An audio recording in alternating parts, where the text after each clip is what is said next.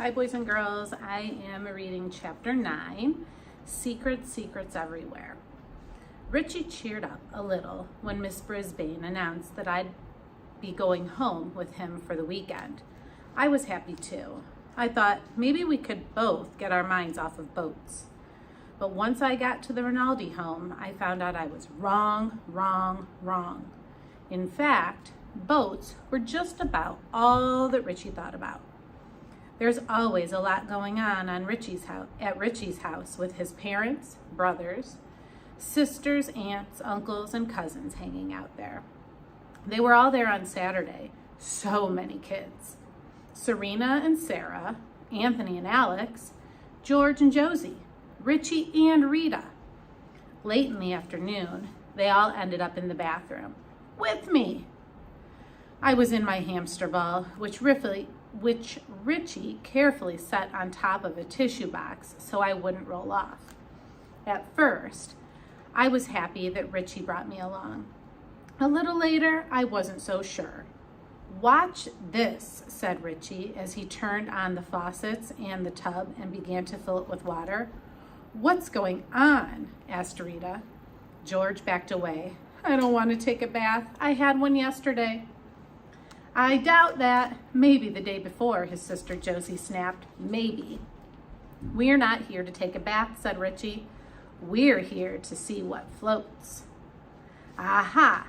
I realized that Richie was going to show his cousins what Mr. Fitch and Mr. Brisbane had showed us in the library. Richie started things off by holding up a penny. "Float or won't float?" he asked. "Won't," his cousins shouted in unison. The penny sank to the bottom of the tub.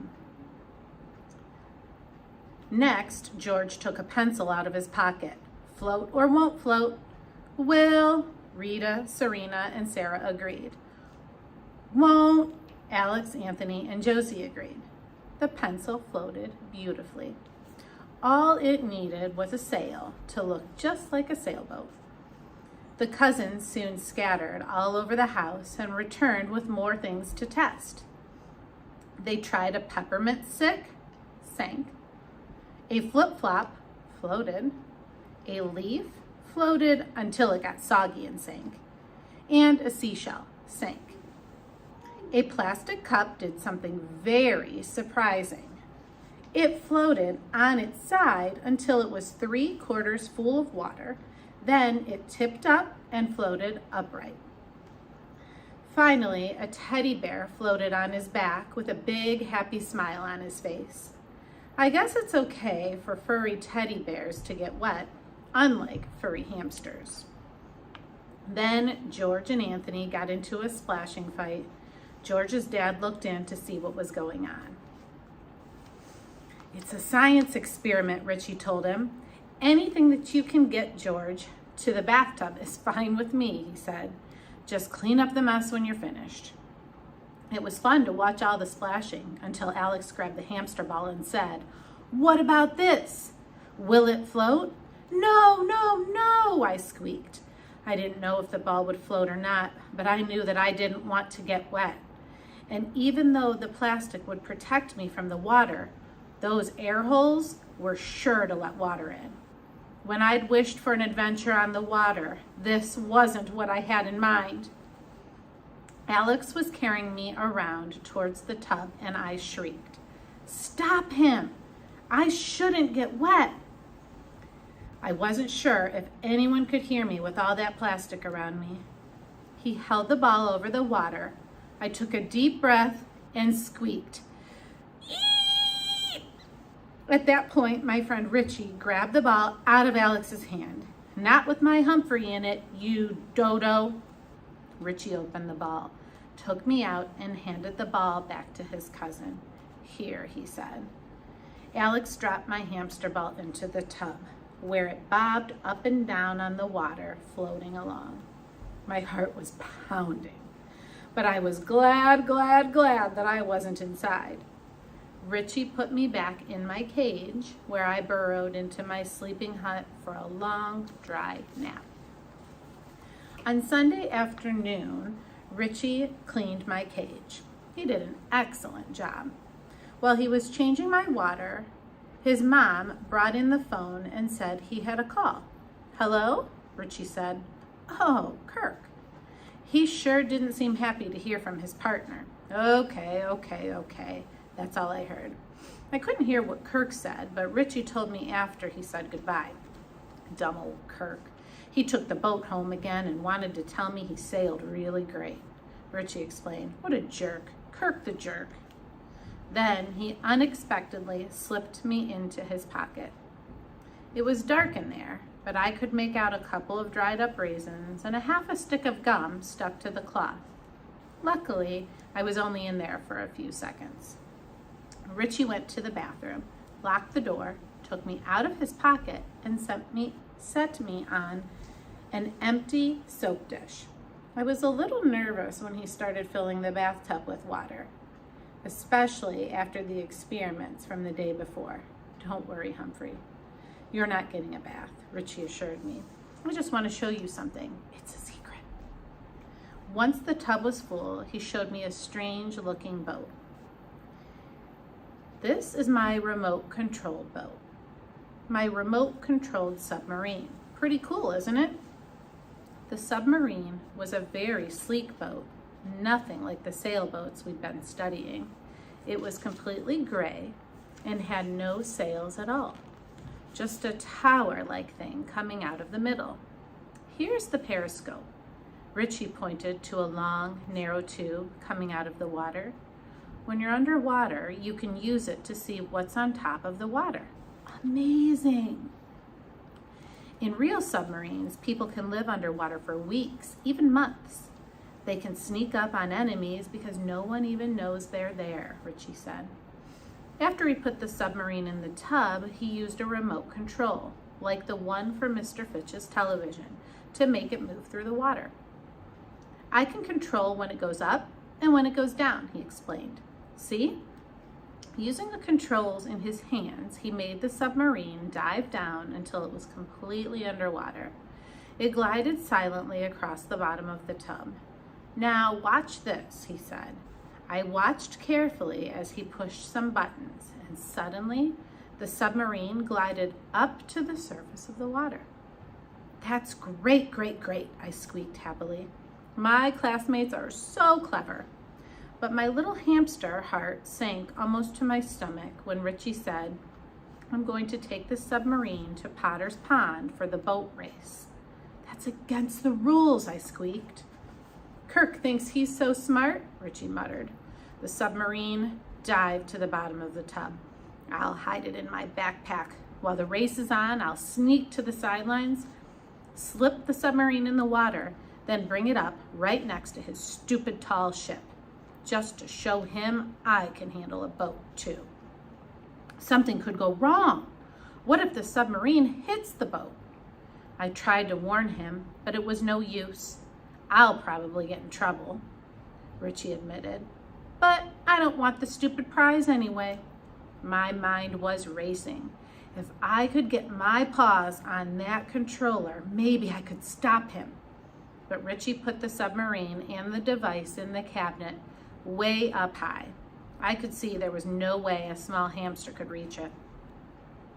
I've helped a lot of my friends on a lot of weekend visits, but there was no way I could change Richie's mind. It'll be our little secret, he told me. It wasn't a secret I wanted to keep. At least I wouldn't be there to see it. Good news, class, Mr. Brisbane announced on Monday. The weather tomorrow should be picture perfect, so the trip to Potter's Pond is on. My friend gave a cheer. Even though the picnic was off for me, I managed a celebratory squeak. I felt terrible for Mrs. Brisbane. She's planned everything so well, but things weren't going to go according to her plan unless I came up with a bright idea to stop Richie. Everyone was excited about the picnic the next day, but they were perfectly quiet when Mrs. Brisbane read the final chapter to the Uncle Jolly Roger book. Vic and Vi helped their uncle scare off all the pirates with the help of a very loud whistle. Can you believe it? And then To the children's surprise, they set sail with the treasure to return it to the real owners. It turns out that Uncle Jolly Roger was a good pirate. Richie was a good guy too. And good guys don't do bad things, do they? Well, maybe sometimes they do. I need a plan. But in order to have a plan, I needed research. Mrs. Brisbane talked about research from time to time, and I figured out it meant learning more about a subject. When students had to do research, they usually went to the library, so I decided to undertake a little research project of my own. First, I had to wait for Aldo to finish cleaning the room. He was very cheery that night, whistling to the hornpipe song and dancing around with the broom. "Well, me, buckos, tomorrow I set sail," he said. "I hope your friends don't get attacked by pirates." The thought of pirates attacking anyone, especially my friends, made my whiskers twitch, but Aldo let out a jolly laugh. I waited a long time after Aldo left to make sure that he'd left Longfellow School for the night. Then I told Og about my mission, slipped out of my cage, slid under the door, and headed towards the library. The hallway didn't seem so eerie anymore. I guess I was getting used to my nighttime journeys. Once I squeezed under my door of the library, I stopped to catch my breath and look around. The fish tank was glowing, thank goodness, because I needed the light. I headed straight for the remote control. If I could figure out how it worked, maybe I could figure out how to make Richie's remote not work. I scrambled up the stair-like shelves and scampered across the desk to the remote control. Research can be hard, as I found out that night, but I learned a lot. First of all, remotes don't have cords that you can plug and unplug, like televisions and irons and any other objects humans use. Second of all, those buttons do some very strange things besides turning a television on and off. I found the off-on button, and up on the screen, I saw a group of children walking down a sidewalk. When I pushed the next button, the children started walking backward, which was pretty funny. I hate to admit it, I spent quite a bit of time making those kids walk forward and then backward.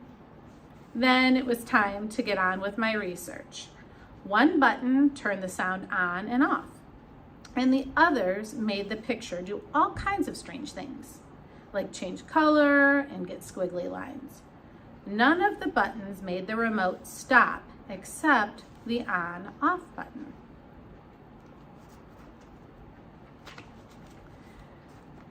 There had to be something else that made the remote work. I checked more carefully and found a little compartment in the back. When I jiggled it open, 2 batteries rolled out. The batteries were the secret. Sure enough, when the batteries weren't in the remote, no matter how many times I pushed the on-off button, nothing happened.